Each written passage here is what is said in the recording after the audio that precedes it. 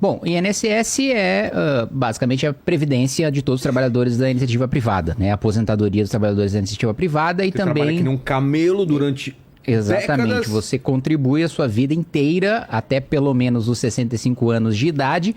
E aliás, Vilela, antes da gente falar do roubo do INSS, vamos falar um pouco do rombo do INSS, porque nessa semana eu estive com o presidente do Tribunal de Contas da União, que disse o seguinte, que há 3, 4 anos, pouco tempo atrás, a gente tinha 5, 6 pessoas trabalhando para cada aposentado.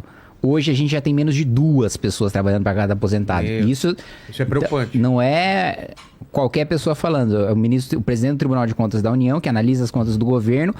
Uma coisa que eu venho falando já há muito tempo, né? Você, jovem hoje, que né, tá numa idade pelo menos uns 20 anos mais jovem do que o Vilela, para ser jovem, não conte com a sua aposentadoria do INSS, porque o sistema hoje não é sustentável. Né?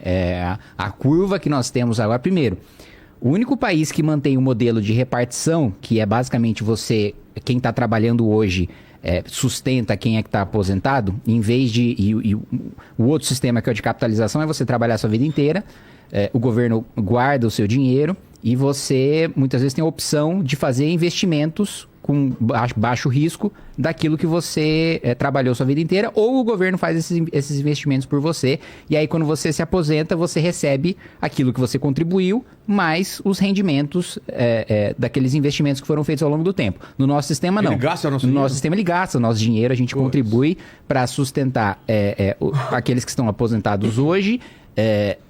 Só que, primeiro, que é um modelo completamente insustentável, principalmente porque a gente deixou de ser um país jovem, né? E segundo, porque a gente não tem mão de obra formal, né? A maior parte das pessoas hoje ou está trabalhando em pessoa jurídica ou é trabalhador informal, o que significa que, nesse esquema de pirâmide, está faltando a base, né? Então, acho que esse é um ponto importante para ser colocado. Quando as coisas chegaram nesse nível na Grécia...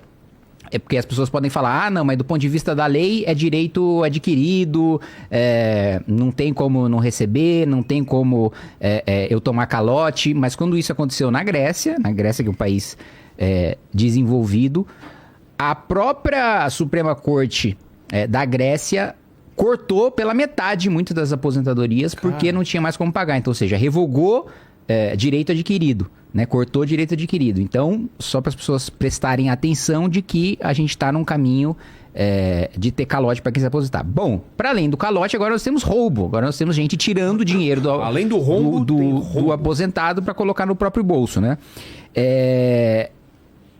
Essa história de você ter descontos, né, de aposentado e de pensionista para sindicatos e para associações, né, vinculadas a classes de trabalhadores... É uma coisa que começou em 1991 com o Collor, tá? Mas isso não é que o roubo começou com o governo Collor. Isso é esse instrumento de que a associação ou o sindicato pode fazer o desconto na sua folha para fazer a contribuição previdenciária. Começa a disparar esses descontos em 2009 e 2010.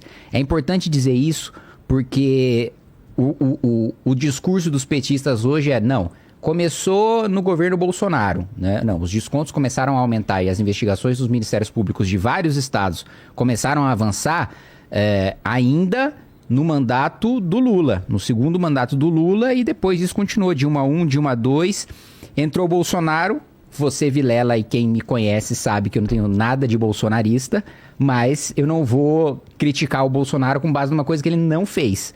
Pelo contrário, no governo Bolsonaro teve uma medida provisória para que você tivesse a renovação, para que o aposentado tivesse que renovar aquele desconto com a associação de ano em ano.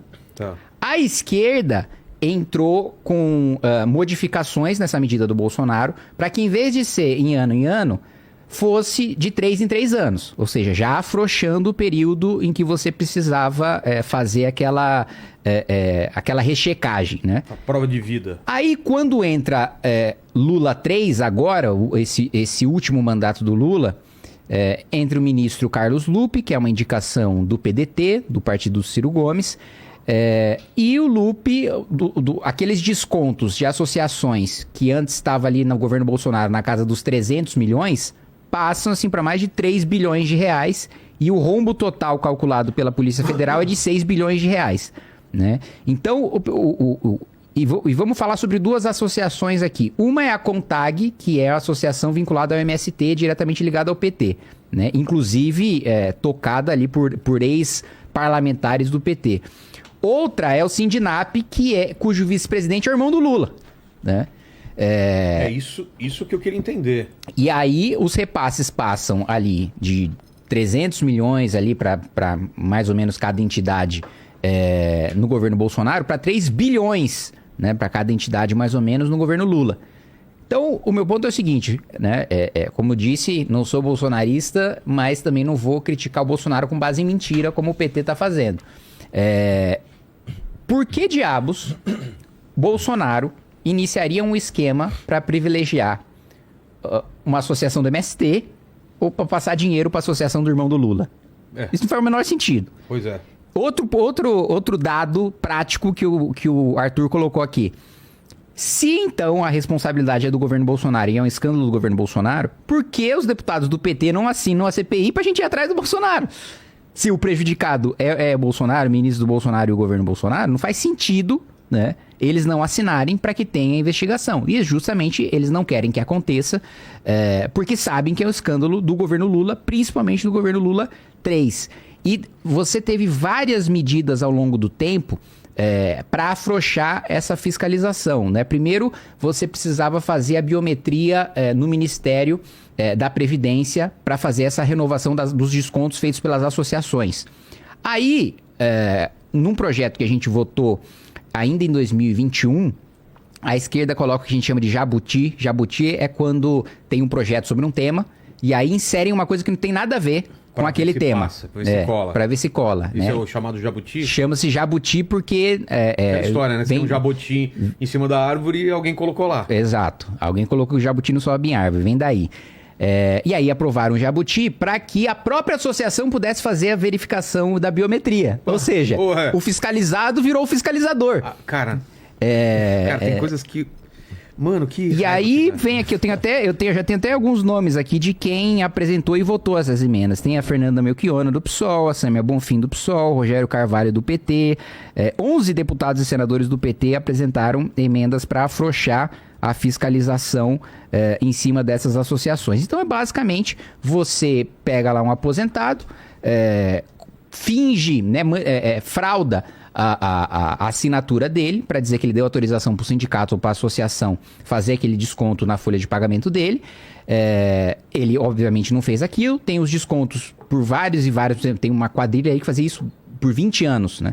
Então vários e vários meses, e agora a polícia descobre que o rombo é de pelo menos 6 bilhões e 200 milhões de reais. Aí a gente pode falar de um outro que foi descoberto recentemente, que é a fraude no consignado, que é aquele cara que é aposentado ou pensionista, e aí faz um empréstimo que é descontado diretamente no pagamento dele. Isso tem uma estimativa de que o potencial desse rombo seja de 60 bilhões, né? Ou seja, 10 vezes maior do que essa fraude que já é a maior da história do INSS de 6 bilhões do desconto das folhas. Então o esquema, a visão geral do esquema é essa.